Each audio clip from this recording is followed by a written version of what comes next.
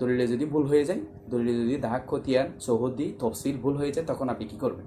যদি আপনার দলিল, যে দলিলটা আপনার হয়ে গেছে, রেজিস্ট্রেশন হয়ে গেছে কিন্তু হয়ে যাওয়ার পর দেখতেছেন আপনি আপনার দলিলে দাগ ভুল করেছেন, খতিয়ান ভুল করেছেন, অথবা চৌহদ্দি ভুল করেছেন, অথবা তফসিলে যে কোথাও আপনি ভুল করে ফেলছেন, অথবা যে দলিল লেখক ছিল সে ভুল করে ফেলছে, আপনি সেটা বুঝতে পারেন নাই, পরবর্তীতে সেটা বুঝতেছেন যে এই দলিলের মধ্যে ভুল হয়ে গেছে। প্রথমত আপনাকে যেটা করতে হবে, একটা ভ্রম সংশোধন দলিল করতে হবে।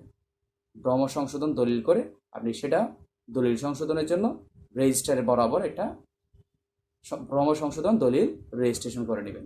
ওই দলিল একই দলিল হবে, ওই দলিল সহ, না আমাদের এই দলিলের মধ্যে এই খতিয়ানটা ভুল হয়ে গেছে, আর এস খতিয়ানের জায়গায় বিএস খতিয়ান লেখা হয়েছে, বিএস খতিয়ানের জায়গায় আর এস খতিয়ান লেখা হয়েছে। দাগের ক্ষেত্রে আর এস দাগের ক্ষেত্রে বিএস দাগ উল্লেখ করেছে, বিএস দাগের ক্ষেত্রে আর এস দাগ উল্লেখ করে দিয়েছে।